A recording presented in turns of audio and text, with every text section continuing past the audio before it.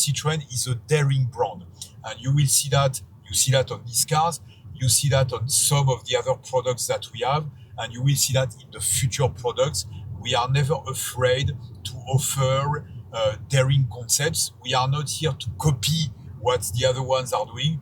We are here to lead the way and to offer things that people did not think of. And this is what you will see in the years to come.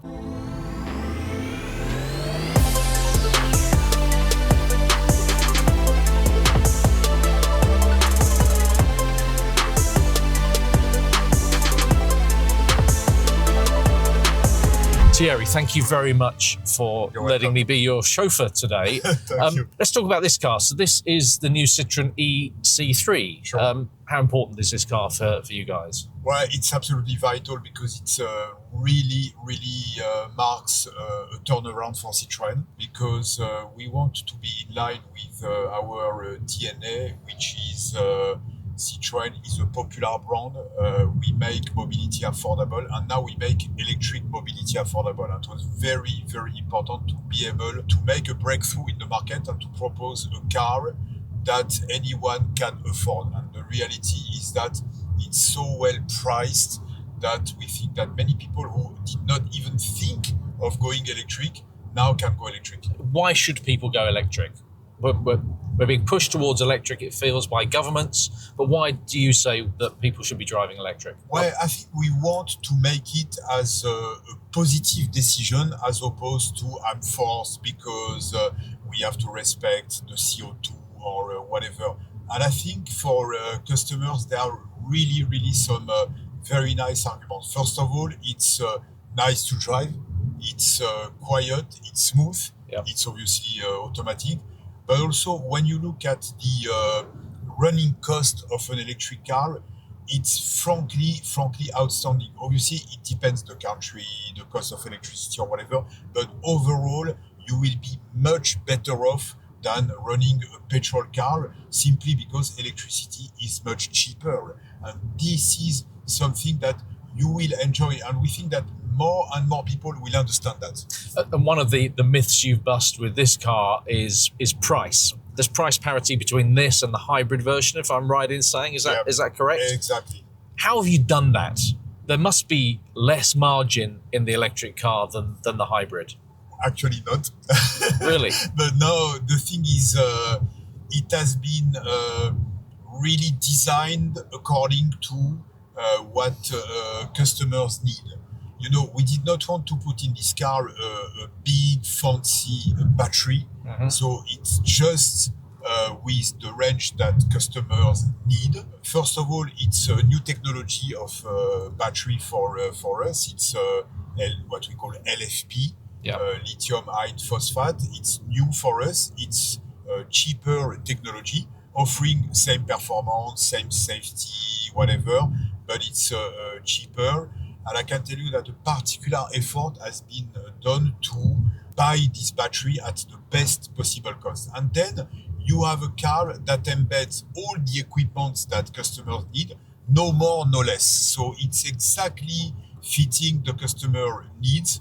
Also, the range is very simple. You will not find a long list of options. That makes the manufacturing of the car more simple, and therefore cheaper. Choice is something that there's no shortage of, and you're saying you're making it simple. This car, the new EC3, has more of a feeling of being like an SUV. It's a bit more upright, probably there's a battery under the floor. But the EC3 also has a partner in crime in the EC3 Aircross. Sure. I think the EC3 Aircross is going to be the biggest problem this car faces. Aren't people just going to buy the bigger car? It's not that much more expensive. Well, we actually, the EC3 has some SUV clues, but it's not an SUV. We just wanted to make a small hatch. The only thing is, and it's quite funny, when you see it parked amongst many cars, it stands out because it's slightly higher. And that's very interesting because it gives, and we are in the car here, it gives the feeling of being a bit higher, a lot of space, a lot of light. It's quite pleasant, but we don't sell it as an SUV, and it is not an SUV. It has some clues that people like in an SUV. C3 Aircross, it's a different story. It's a proper SUV. Yeah. By the way, for Citroën, it's something also, it's another breakthrough because with the previous C3 Aircross, we were not really in this segment. We were at the at the outskirts of the B SUV segment. Now we are really in the middle of the segment with a big car that even comes with a 7-seater version. Price has always been an issue. There are other issues with charging. In the UK, the government has just been through a consultation asking industry for their views on what they should do in terms of the ZEV mandate and the 2030 ban on petrol and diesel cars. What do you think the government needs to do from a consumer point of view to get people to buy more electric cars? What's your message to government? Well, I think that's quite easy because when you look at all the surveys with customers, their fear is price. Yep. How am I going to recharge the car and the range? Yep. So the range, it's our business. I mean, we have to offer cars that have a significant range or whatever. Price, we obviously have to do our job by offering cheap cars. Now, when we have a purchase incentive, it always helps to develop the market. I think anyway, in the long term, we will not have incentive anymore anywhere because we need to learn how to make electric cars in a cheap way so that customers buy it, even if they don't have incentive. Now, the key point is the charging infrastructure. This is really where public and private bodies can help to develop the infrastructure. This is very important. I use every day an EC4 in France, and I do long trips with it. But I know it's mainly in France. But I know that in France, whatever petrol station I will stop, I will find a bunch of charging stations. All of them work. I know with my navigation which ones are free or not. I know how much I'm going to pay. It's very transparent. It's very efficient. And it's fearless. I mean, you lose all anxiety, all fear of, not being able to recharge you. And this is where we need the support and the help of governments, of cities, whatever. But this is where we need some support. Could you not play a part? I mean, Tesla has its own charging network. What about your retailers, for example? Would they all have public chargers? We have a plan. We have a plan for that, and we are developing a plan where the idea is that our retailers would also offer on their parking lot some charging possibility. And I know many of them who do it already. But obviously, it's not going to be sufficient because if you do long trips, you're going to travel on motorways. Yeah. So you don't necessarily want to exit the motorway, to go back and so on. This is why we need a proper infrastructure on all the main roads. This is really, really key. Let's talk about the challenges that Citroën faces, particularly from the Far East. There's a lot of new brands coming. Now, you, I presume, you want to grow market share. You want to sell more cars. The size of the pie isn't going to grow, but more people are going to be after the slice of pie that you have. Are you going to be able to grow your market share and sales in the face of an onslaught of Chinese rivals coming your way? Well, first of all, we need to fight with the same weapons as them, which means they are able to come with cars that are cheap, with a lot of technology. So we need to be able to fight with same thing, which means production costs. This is very important. But I think that one of the advantages that Citroën has is still there are a lot of manufacturers, particularly European manufacturers, that did not reach the point of electric affordability. And we have a real opportunity for Citroën because amongst European, even some Asian manufacturers, we are very well placed with cars made in Europe and that are really affordable. So I think for us, it's an opportunity. Obviously, we are absolutely aware of the threat of the Chinese, but we have in front of us, I think, a great commercial opportunity for Citroën.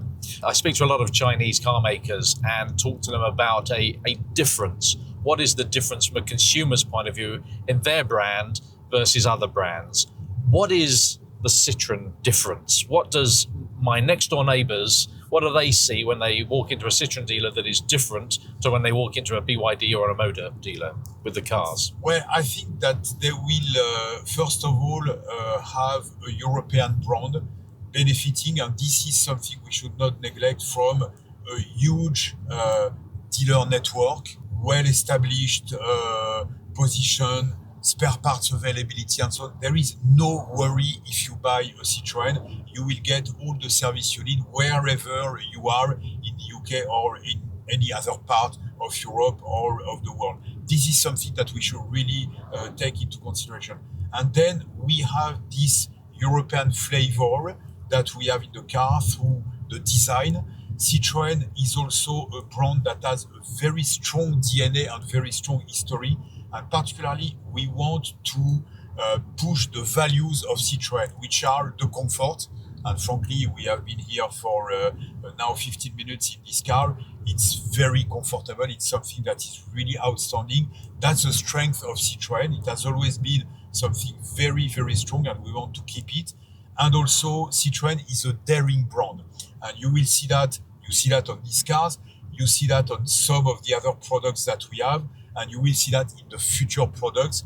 We are never afraid to offer daring concepts. We are not here to copy what the other ones are doing. We are here to lead the way and to offer things that people did not think of. And this is what you will see in the years to come. Comfort is an interesting one, isn't it? Because one of the things that's impressed me about this car is the ride comfort. We're on Oxfordshire roads, typical British roads. Not great, but this is a comfortable car to be in. We have made some specific things in this car that make it comfortable. We have the progressive hydraulic cushion suspension. Yeah. We have what we call the advanced comfort seats. These are features that you used only to find on higher end cars like C4 or C5 Aircross. Now we decided to democratize that and to have it on C3 and on C3 Aircross. It's a first. It's available in all the versions, even the base versions. And this is really, really great because that makes a big difference. One question I'm very keen for you to answer. We've had a bit of a to and fro in the British media about a very big name in Citroën's history. We've had some people say that you've said, we are going to be building a new Citroën 2CV. We've had other people say that you have said, we're not going to be building a new Citroën 2CV. So now is your chance. Yes or no, will you be building a new Citroën 2CV? We may. We may. We may. That's sitting on the fence a little bit then, Thierry. No, but let me elaborate on that, because I know it's every time I have the question.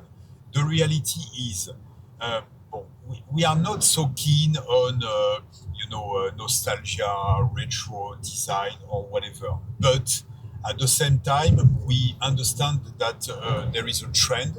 We understand that we have some icons. What I want to do for Citroën is to have some pillar models, not so many, C3, C3 Aircross, C4, C5 Aircross. They are, for us, the pillar models. They are ensuring the base of our sales. This is what we are offering to the customers. It's affordable mobility. But for a brand like Citroën, we need to have some icons, which means cars that would not necessarily be here to make a lot of volume, but cars who would lift the brand, who would be really aspirational. We have today, for example, a good example is Citroën Ami, Yes. the small quadricycle. Yep. It's very cheap, but it's very aspirational because people buy it because they really love it. It's something that is really breakthrough. This is what we want to explore. So to answer to your question, we may. Are there other cars in your history that you may also want to reinvent? I'm not going to go there with the Zara, but I understand you used to have a Visa. Yes, absolutely. That was my first car. My first and my second one, because The first one was a white Visa base. The second one was a Visa GTI, red one. Now we're talking. Great, alloy wheels, marvelous, the business. So that was really good. But no, when you look at the iconic cars of Citroën, you have the 2CV. Yep. You have the DS, but obviously it's not anymore within our. That's been scope. taken away from you a little bit, isn't it? It has been taken away. To be honest, one car that I absolutely love is the SM, but it's another big car. Something that probably we will not do anymore. Yeah. At least at Citroën, and then you can think of other products like the GS was also something very popular and very nice. Personally, I very much like the CX. Mm-hmm. But I think the playground of Citroën is the B and the C segment, which means we want to go from C3 to C5 across. We do not intend, or at least it's not on our priority, to have bigger cars than that. So we will not explore bigger cars. So I really prefer to concentrate on B segment and people mover up to C5 across, but that's where I will stop. What about modern classics? Because one car that really struck me as being brilliant was the Ollie. Now, these cars have the spirit of Ollie, but could Ollie become a product in its own right? Yeah, absolutely. It's also something we are thinking of. There was in Ollie some very smart solutions and very smart ideas. All the rare opening and so on. Yeah, some clever thinking. All the ideas of lightness, of essential things, on simple things. You had very disruptive seats that were very thin, and that was interesting. So it's an inspiration. We are working on it. I'm not telling you it's going to come in the next year, but yes, there will be an inspiration, and there will be a successor to it. Some iconic cars as well, which may be a absolutely. 2CV. We have, obviously, I'm not going to reveal the whole product plan, but it's really the combination of base volume cars that are really expressing what Citroën is doing, which is affordable mobility, and some icons, not so many because we don't need so many, but some icons that are really, really aspirational and that will lift the brand. What about cheaper Citroëns? Because you have AMI, and then there's a big gap between that and C3, and we're seeing lots of brands talk about 20,000 euro cars. Will you have an A segment car or something between AMI and C3? We are a bit reluctant to that because it's a tiny segment actually. Mm-hmm. When you look at the issue we have with smaller cars is obviously the consumer expects to pay cheaper. But to make a 4-meter car or a 3.6-meter car, at the end of the day, it's almost the same production cost. So it really puts you under pressure on the margins because the economic equation is complicated.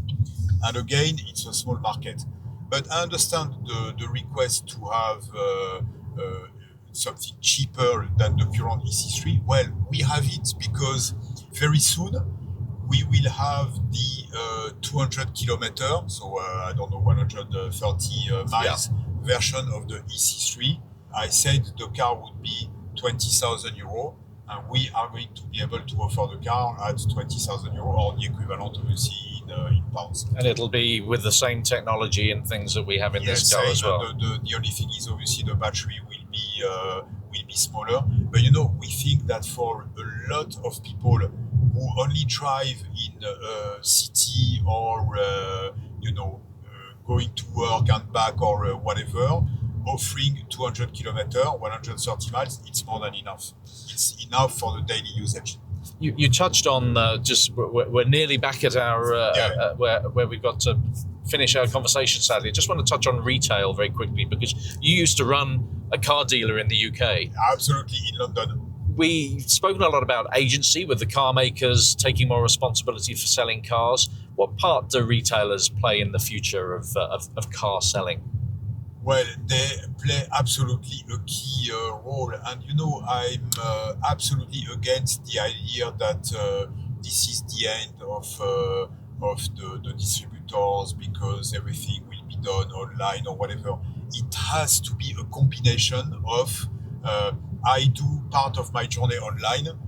Actually, what you can see today is that customers are extremely well educated and informed about the car. They have done their homework, but at the end of the day, the purchase experience, it's something that where you need human feel, you need human contact, you need to be able to test drive the car with someone that knows it, someone who helps you to make the right choice.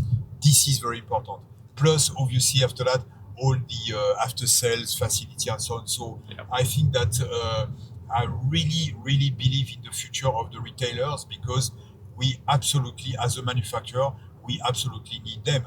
When I was running a dealership in London, I was selling cars myself a lot, particularly on Sunday, because none of my salesmen wanted to work That's an issue. on Sunday. I tried to buy a car on Sunday and I couldn't. Yeah. But so I was doing that, and I sold quite a few, and I really always enjoyed, and I see the added value of a good salesman because he can really give the right advice to the consumer. So this is for me an activity that has a lot of future. That's good to hear, particularly in the electric world. Electric cars need explaining. Sure. We're very nearly back. Thank you again for giving us your time, letting me be your chauffeur. I have two more questions for you. We've said at the outset this is kind of like carpool karaoke, but without the singing. I mean, you're welcome to sing, but if you're in the car singing to yourself, what music would you listen to? 2 days ago, I went to a concert of a British guy called Jamie Cullum. Oh, right, okay. Pianist, jazz pianist. Absolutely amazing. Amazing. Probably the best concert of my life. Really? Well, it was absolutely amazing. I tell you that the whole audience was standing and so on. It was absolutely brilliant. So to wake you up in the morning, I think it's great. Bit of Jamie Cullum. Yeah. Why not, indeed. Second question, I ask everybody, I rate your cars, so I will be rating this car. Sure. How would you rate me as a driver? I have to say that I don't know if it's you or if it's the car, but I feel perfectly relaxed. It's the car. So, yeah. Maybe it's you as well. Yeah. Because you drive very well. So marks out of 10 for the Steve Citroën combination. Give us a mark out of 10. I give it 9.5. Thank you very much. Thierry. Thank you. I really appreciate it. Thank you. Thank you very much.